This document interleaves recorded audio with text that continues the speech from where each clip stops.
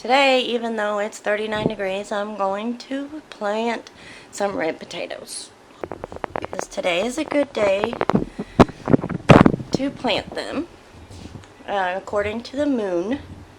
So we plant the root crops today on the 21st. So we're going to go ahead and get started with those.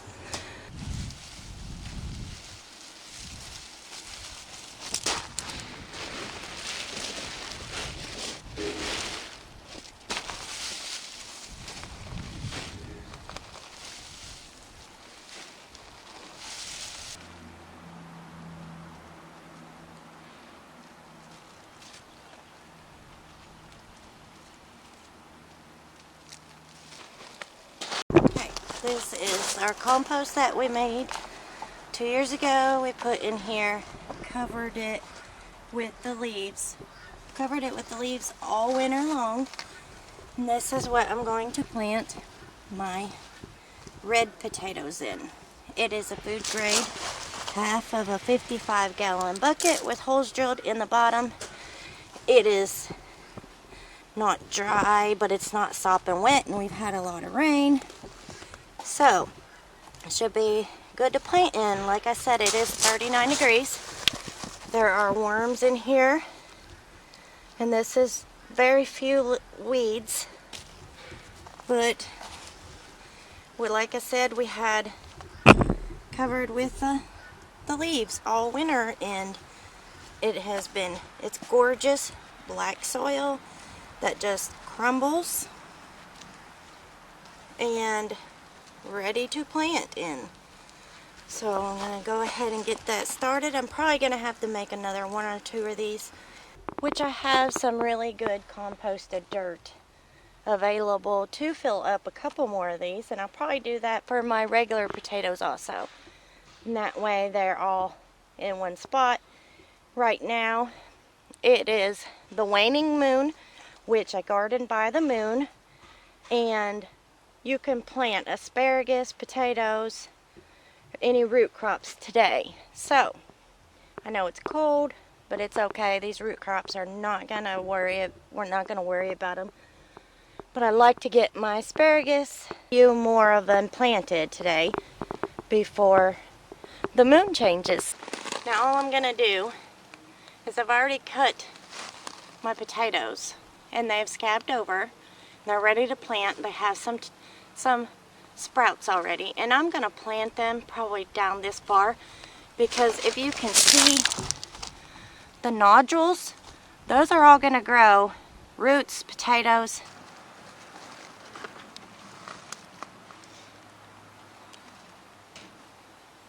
First off, I'm gonna plant them with the scab down, and of course this up out of the ground.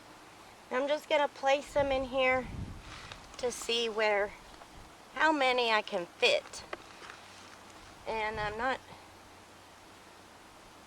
certain how many, but about 7 in there really nicely without them crowding. So you got to remember, everything's going to grow underneath the soil other than the leaves.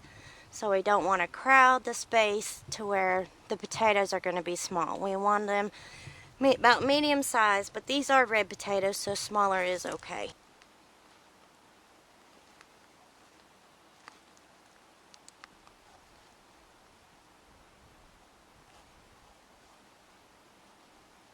So I'm going to dig about a handful down deep that far.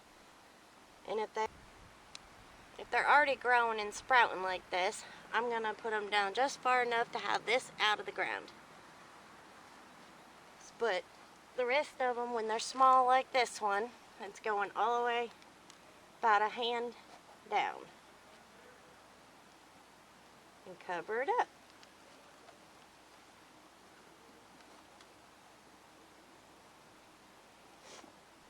This one is not sprouted, but very little.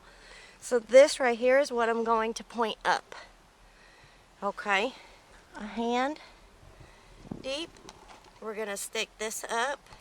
Make sure those are up ways, and then just cover them up. And my There's a few clumps and clods in here, but that's okay. They'll do fine. Same way at this one. A hand deep, but might have to go a little further because it is starting to grow. Already has a shoot off of it. And we're going to get as deep without covering it all up. So that's a stick out of the ground like that.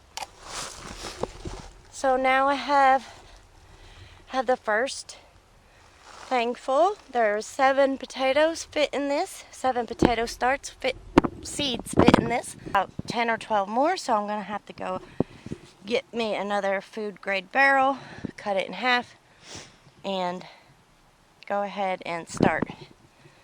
Now, my potatoes, I probably won't do anything else to them, but maybe add some bone meal to them. Bone meal is really good for root production. But I am going to cover these back up with the leaves so it retains the moisture in here but doesn't get too wet, and start on a new barrel. Okay, now to plant the asparagus crowns that I got. I'm going to, this is about 8 inches is what they say. You dig a trench. So I'm going to once again put my hand all the way down, put that asparagus crown down in the soil, and I'm going to cover it completely up. These will not be able to be harvested for a few years, but get started on them now. So I'm going to leave them poking out so I can see where I've planted them at, and I've got 6 for this, and it should be plenty big enough.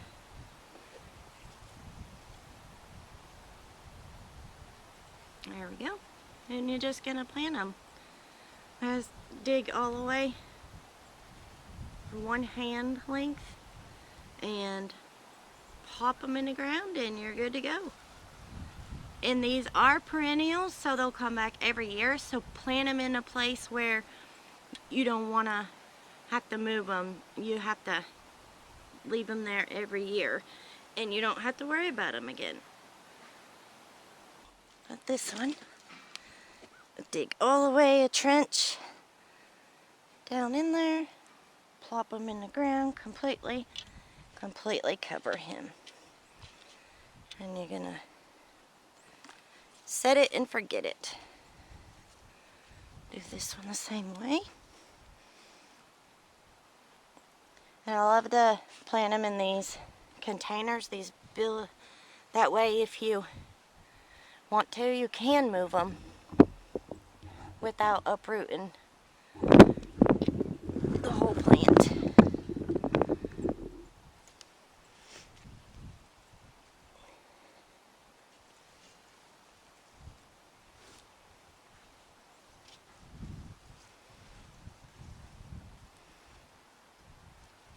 I like to plant them in containers so the cats, I can cover them up to protect them from the cats. So there you have it, 6. The dirt that they came in goes right on top of that.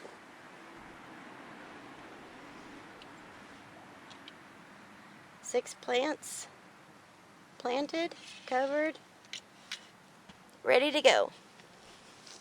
I'm going to show you how my asparagus, these were planted about 3 years ago. I've been adding to them, but look, you see that little shoot coming up? So eventually I would like to get all these moved to the front, but now that they're coming up, I probably have to wait. So, but that's good. You have a asparagus shoot already, and it's hopefully the last cold day of the season. Okay, so the final thing that I'm going to plant today is going to be onions. So I'm not gonna plant my onion plants that I started from seed because it's supposed to get cold tonight, so I'll wait till the next date that is good for planting root crops with those and let them get a little bit stronger and bigger. But today I can plant these. So you want to plant these 2 to 4 inches apart, and that's about that much. So I'm going to go through here like this and put holes, and then that way I'll know how far apart each row should be, and the depth should be about 3 inches. So you just want to put them in the soil and cover them up a little bit. So, but right now, making these holes, I just wanted to show you on the onions that you want to plant them with this upwards. This is the root base. This is where your plant's going to come from. So about 3 inches deep is recommended. Now, you can put them further apart if you want to. If you know that the onions are going to get really big, you can put them further apart. But I choose not to. That way I can fit as many onions in this 3x5 bed as I can get, because we do go through a lot of onions. So I'm going to go ahead and get my spacing down, and then so this is like 4 inches, so I'm going to be able to plant a lot of rows in here. Then I'm just going to go in and place the onions where I poked the holes, where I made the indentation at, and then I'll go through and push them down and cover them up after I've got them all spaced the way I want to. So I'm going to go this much down, so it's going to be about one of my fingers. So it's a good rule of thumb to think about. So I'm going to go ahead and get these in here, get them set up, and see how many I have. I do believe is what I'm going to do is I'm going to plant one row with my transplants later on, so I'm going to leave one row, but I'm going to plant the next row with my onion sets. And so I'm going to have indentions that don't have anything right now, but later I will be planting those transplants when the moon is right to do those. So I'm going to go ahead and get this done, and we'll see you back in a bit. I got the onions. I really need to go get more. But I got the onions in the bed, the ones that I did have on hand and ready to be planted. So what I'm going to do is I'm just going to push these down just a finger length and then cover them up. And like I said, every other row is going to be for my transplants later on.